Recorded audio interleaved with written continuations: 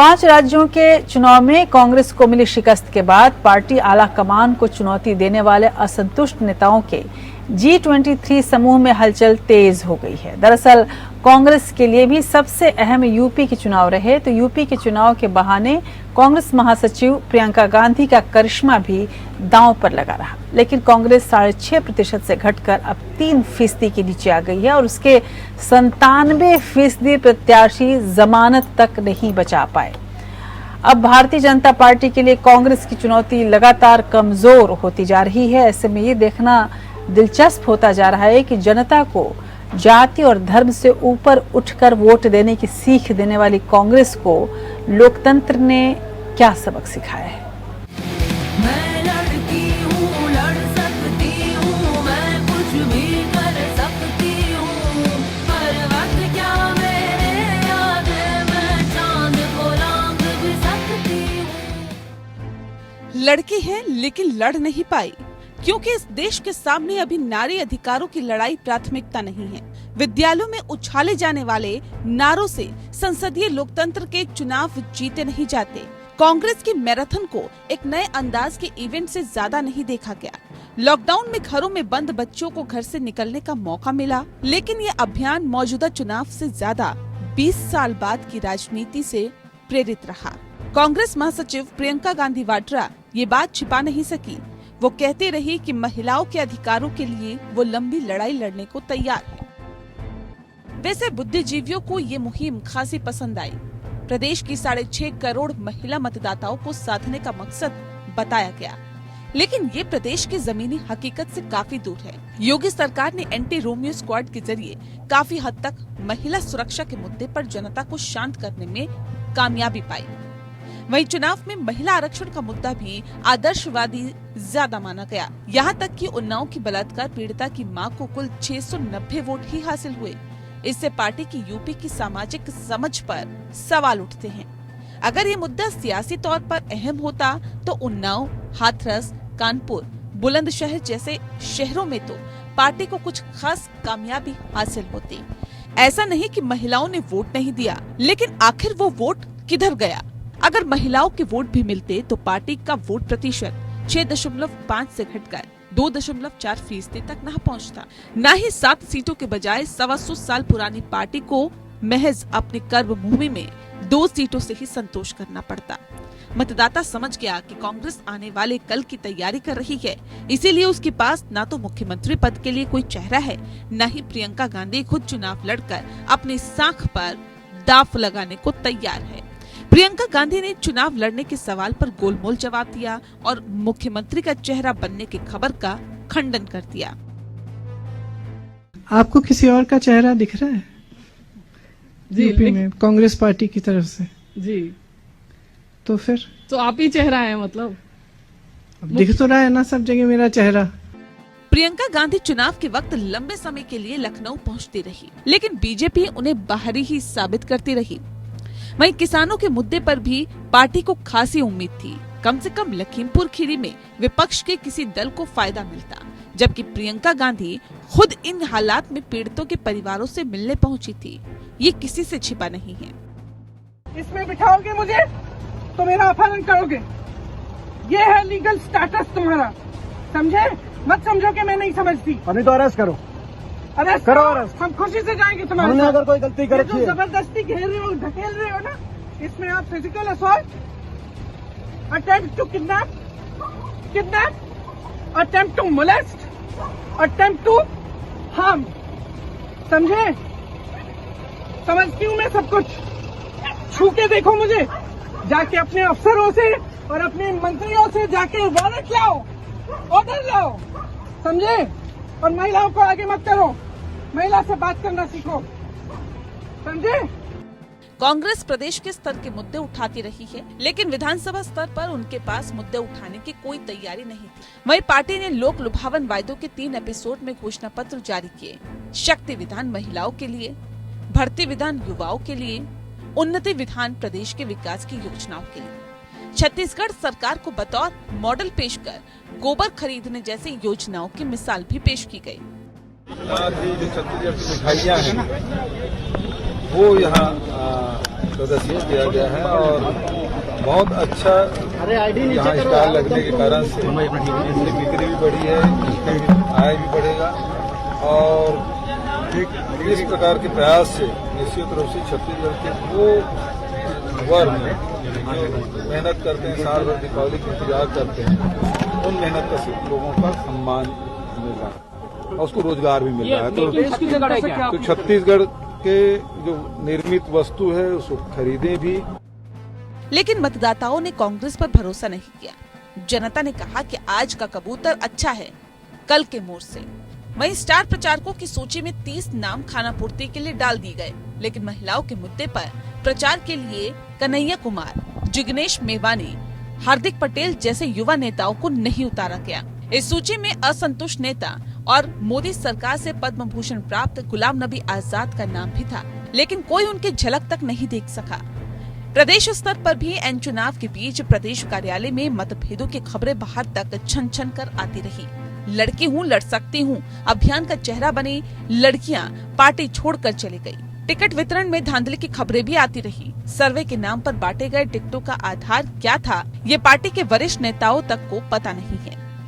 दरअसल प्रियंका गांधी के कंधे पर रखकर बंदूक चलाई गई। प्रियंका ने अपने दम पर 167 रैली और 42 रोड शो किए। प्रियंका के निजी व्यक्तित्व लोगों को रैलियों में खींच जरूर लाया। कुल मिलाकर 340 से ज्यादा वर्चुअल रैली भी की गई, लेकिन चुनावी रणनीति और संगठन के अभाव की वजह से पार्टी उसे भुना नहीं पाई। यूपी के चुनाव प्रचार में जुटी प्रियंका गांधी ने इस दौरान उत्तर प्रदेश से समय निकालकर उत्तराखंड, पंजाब, मणिपुर और गोवा में भी पार्टी के वोट मांगे। प्रियंका ने 2-2 बार उत्तराखंड और गोवा का दौरा किया, वहीं 3 बार पंजाब में जाकर प्रियंका गांधी ने वोट मांगे, जबकि एक बार प्रियंका गांधी ने मणिपुर का भी दौरा किया। लेकिन पंजाब का घमासान तो अब तक थमता नजर नहीं आ रहा, तो उत्तराखंड में भी कल ही पार्टी को ले डूबी। पूर्व सीएम हरीश रावत और नेता प्रतिपक्ष प्रीतम सिंह के समर्थक सोशल मीडिया पर तलवारें भांजना शुरू कर चुके हैं। प्रदेश सचिव महेश जोशी ने तो प्रदेश प्रभारी देवेंद्र यादव और प्रदेश अध्यक्ष गणेश गोदियाल से इस्तीफा तक देने की मांग कर डाली। वहीं गोवा और मणिपुर में भी कांग्रेस का अतिरिक्त आत्मविश्वास भारी पड़ा। इस ओवर कॉन्फिडेंस की वजह से कांग्रेस हमेशा चुनावी दौड़ में आखिरी मौके पर दौड़ लगाने में यकीन रखती है, लेकिन एक चुनाव के बाद दूसरे चुनाव की तैयारी करने वाली बीजेपी आखिरी दम तक पूरा दमखम लगाकर चुनाव लड़ती है। यूपी और उत्तराखंड में टिकट वितरण में देरी का खामियाजा उम्मीदवारों को भुगतना पड़ा। 399 उम्मीदवारों में से 387 की तो जमानतें भी जब्त हो गई, यानी 97% प्रत्याशियों की जमानत जब्त हुई। वहीं कांग्रेस का कार्यकर्ता काम करने को तैयार नहीं दिखा। संगठन बन गया, लेकिन चेहरा दिखाने का काम चलता रहा। दरअसल कांग्रेस ने अपनी जड़ों की ओर लौटने की भी अघोषित रस्म अदा की। महात्मा गांधी की कांग्रेस की तरह कुछ दिन तक सुबह प्रभाती फेरी भी निकाली गई, लेकिन कांग्रेसियों के निकलते ही सूरज आसमान पर चढ़ चुका होता था। दरअसल मोदी और बीजेपी की साम दाम दंड और भेद की राजनीति को जवाब देने और देश को अपने पीछे चलने को मजबूर करने के लिए कांग्रेस के नेतृत्व को भी बहुत ऊंचे नैतिक धरातल पर खड़े होने की जरूरत है। अब जब जनता नेताओं के निजी करिश्मे से प्रभावित होने के बजाय अपने बीच लगातार मौजूदगी को तवज्जो देती है। अंशुमन त्रिपाठी, APN।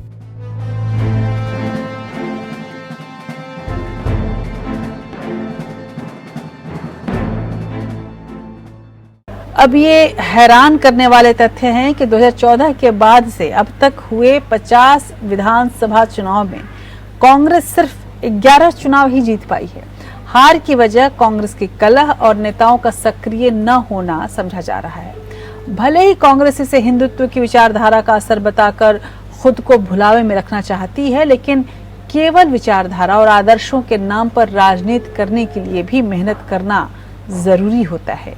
जनता पर दोषारोपण के बजाय कांग्रेस नेताओं को अपने गिरेबान में मुंह डालकर देखने की जरूरत है। उनका जनता से कनेक्ट अब सबसे कम बचा है। प्रियंका गांधी की चंद मानवीयता प्रदर्शित करने वाली तस्वीरें गांव चौपाल, खेत खलिहान तक नहीं पहुंचती हैं। सच्चाई तो ये भी है कि गली गली खाक छानने के सिवा राजनीति का कोई शॉर्टकट नहीं है। पदाधिकारी नियुक्त कर देना काफी नहीं होता, उनसे रिजल्ट मांगने के लिए भी नैतिक नेतृत्व होना जरूरी है, वरना एक नहीं कई पार्टियां कांग्रेस का शून्य भरने को तैयार दिख रही हैं। ये भी जानकार कहते हैं कि संभव है कि अगले आम चुनाव में ही ऐसा नजारा देखने को मिल जाए, जब लगातार गिरते वोट प्रतिशत और सीटों की वजह से गठबंधन की राजनीति में भी कांग्रेस अपनी भूमिका खो देगी और कांग्रेस की जो भूमिका रही है विपक्ष के तौर पर, उसे निभाने के लिए कोई और सामने आ चुका होगा। उधर देश की राजनीति में सबसे कम वक्त में कई राज्यों में अपनी पहचान बनाने वाली आम आदमी पार्टी ने पंजाब में जीत हासिल करके इतिहास रच दिया है और इसी वजह से आपको अब विपक्ष में एक बहुत बड़े विकल्प के रूप में देखा जा रहा है। दिल्ली की तरह ही आम आदमी पार्टी को पंजाब में एक तरफा जीत मिली है, तो दूसरी पार्टियों के कद्दावर नेता भी विधानसभा पहुंचने में नाकाम रह गए हैं। वहीं गोवा से में भी पार्टी ने 2 सीटें जीतकर राष्ट्रीय पार्टी बनने की जो महत्वाकांक्षा है उसे साफ कर दिया है। आपकी राजनीति का राज क्या है, ये बेहद दिलचस्प है, आइए समझते हैं।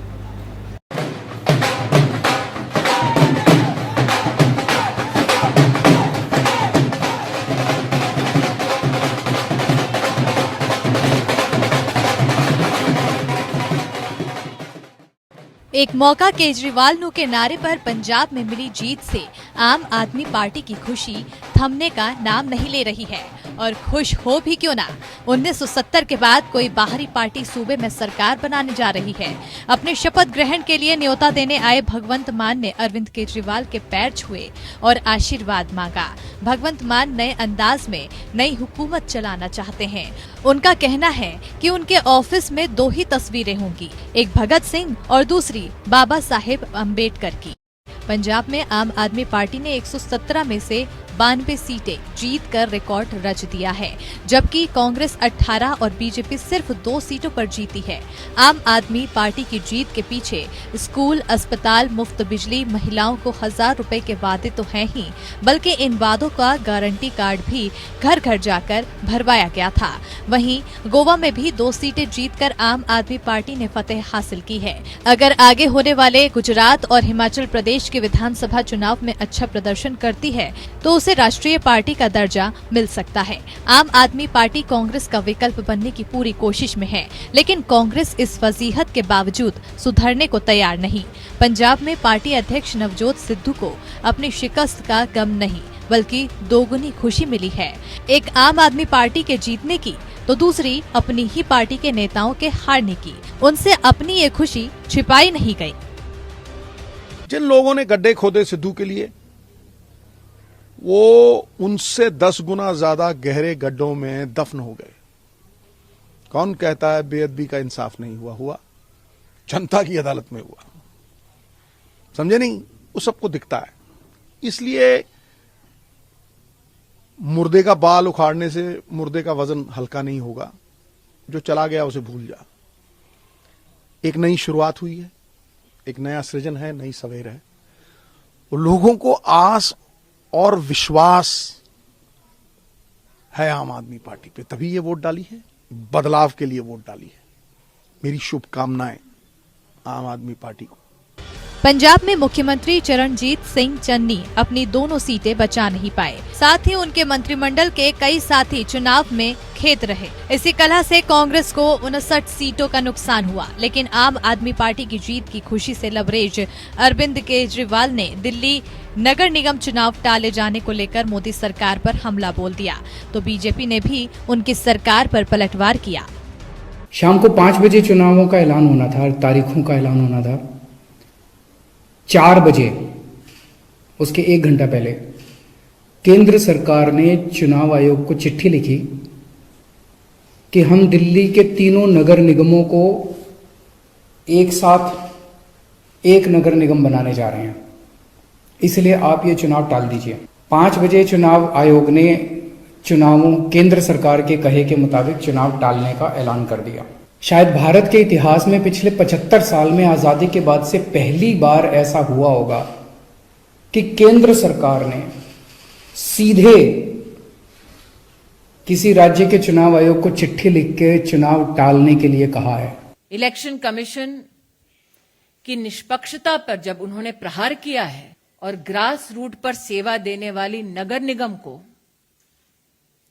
13,000 करोड़ रुपया से अब तक अरविंद केजरीवाल ने जो वंचित किया है, मेरा निवेदन केजरीवाल जी से है कि वो गरीब की झुग्गी झोपड़ी क्लस्टर्स में विकास का काम होने दें, निगम के रिफॉर्म का काम ना रोकें, गरीब के घर तक पहुंचने वाली सड़कों के निर्माण में निगम का सहयोग दें, सफाई कर्मियों का फंड ना रोकें, गरीब जिस कम्युनिटी सेंटर का महत्व समझता है उस कम्युनिटी सेंटर का पैसा ना रोकें, गांव के विकास को ना रोकें।